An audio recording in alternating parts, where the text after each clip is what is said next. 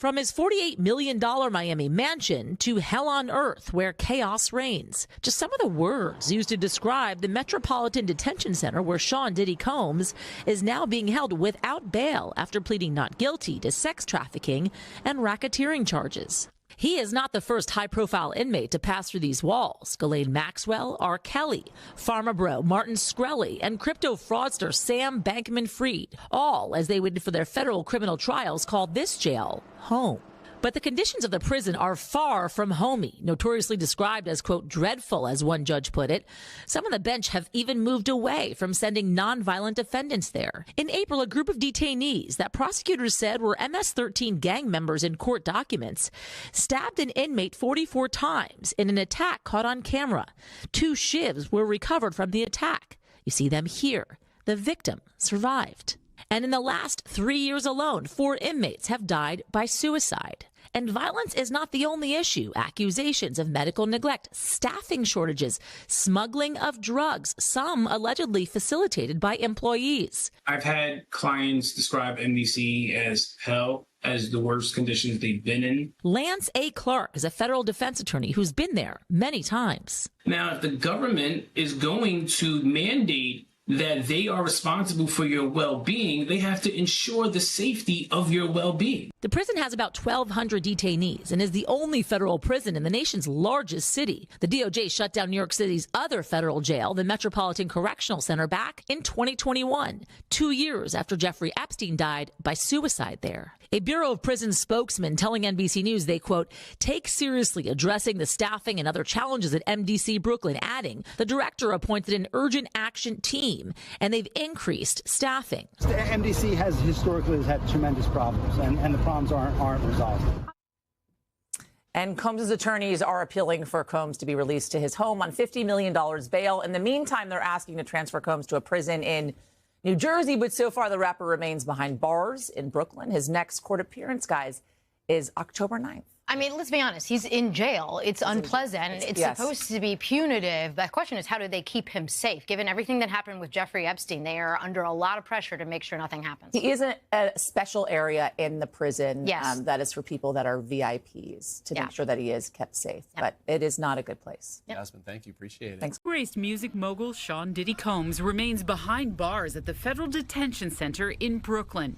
The U.S. Attorney for the Southern District of New York arresting Combs Monday on sex trafficking charges. Combs allegedly planned and controlled the sex performances, which he called freak-offs, and he often electronically recorded them. Combs pled not guilty, and his lawyers tried to get him released on bond, but the judge denied his bail. It means for now he will remain locked up until trial. We've been told by a former warden he's a target. That's the fact of the matter, and that's why they have him in a solitary part of the jail. TMZ now reporting the investigation into Combs' alleged crimes is expanding, and at least one sex worker has been subpoenaed to appear before a grand jury. We found out that these 2 individuals, and we have actually spoken to one of them. They are both sex workers, currently sex workers. One of them says that they had an interaction with Diddy in 2014, and they are willing to tell the feds what they know about that interaction. Criminal defense lawyer Jeremy Saland says he expects prosecutors will continue to pursue leads to bolster their chances for a conviction. You can't, as a prosecutor, subpoena or force a witness to come speak to you in your office, but you can subpoena them to a grand jury where they can speak there or have to potentially speak there. So whether these are new witnesses, whether these are new complainants, meaning victim parties, out making the allegations, will yet to be seen. But it doesn't bode well. It doesn't, certainly it's not a good thing if you're Sean Combs' team. As it stands, Sean Diddy Combs remains in custody as he faces serious charges that could lead to significant prison time if convicted. His legal team continues to fight for his release while preparing for what promises to be a complex trial involving numerous witnesses and substantial evidence against him. Despite these efforts, U.S. District Judge Andrew L. Carter has denied Combs' bail requests on 2 occasions. The judge cited concerns over the safety of the community and the integrity of the case, stating that there were no conditions that could sufficiently mitigate the risk of witness tampering or intimidation. Prosecutors have presented evidence suggesting a long history of violence and intimidation by Combs towards his alleged victims and witnesses. They argue that he used his power and influence to coerce individuals into participating in illicit activities, which included orchestrating elaborate sexual performances known as freak-offs. In response to the court's concerns, Combs' attorneys have suggested various restrictions should he be released on bail. These include limiting visitors strictly to family members or caretakers who are not implicated in the case, maintaining logs of all visitors for government review, undergoing weekly drug testing, and refraining from contacting any known witnesses.